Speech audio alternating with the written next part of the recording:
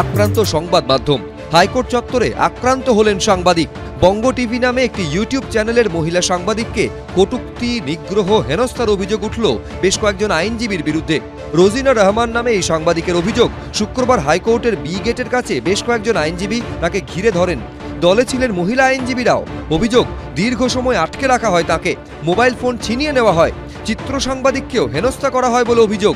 আইনজীবীদের জমায়েত শুরু হতে হঠাৎ করতে কিছুজন আইনজীবী এসে আমার ক্যামেরা পার্সনকে বলছে, এই তুই আমাদের জমায়েতের ভিডিও করছিস, মানে আমাদের ভিডিও তুলেছিস বলে তাকে কিছু না বলে তার কলার ধরে তাকে মারধর।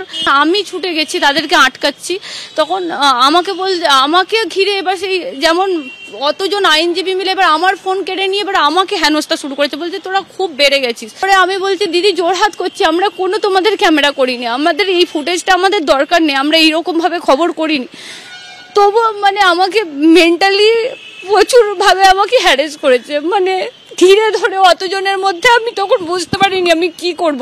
কিন্তু কি কারণে এই হামলা? আপনাকে টার্গেট করার কারণ কি? আমি জানি না, আমি যেহেতু শাসক দলের বিরুদ্ধে গঠনমূলক সমালোচনা করি, সেই জন্যই হয়তো মানে আমার মুখটা চিনতে পেরে আরো বেশি করে আমার উপর আক্রোশ নেমে এসেছে। ঘটনায় হেয়ার স্ট্রিট থানায় অভিযোগ জানিয়েছেন তরুণী সাংবাদিক। এদিকে অভিযোগপত্রের কপি এক্স হ্যান্ডেলে শেয়ার করেছেন শুভেন্দু অধিকারী। হাইকোর্ট চত্বরে এই ঘটনার নিন্দা করে তিনি লিখেছেন, আশা করি হেয়ার স্ট্রিট থানা বিষয়টি সঠিকভাবে তদন্ত করবে এবং দোষীদের বিরুদ্ধে কঠোর ব্যবস্থা নেবে। শনিবার বয়ান রেকর্ডের জন্য থানায় ডাকা হয় তরুণী সাংবাদিককে। পুলিশের তরফে জানানো হয়েছে, সাংবাদিকের অভিযোগের প্রেক্ষিতে তদন্ত শুরু হয়েছে। ময়ূখ ঠাকুর চক্রবর্তী, এবিপি আনন্দ, কলকাতা।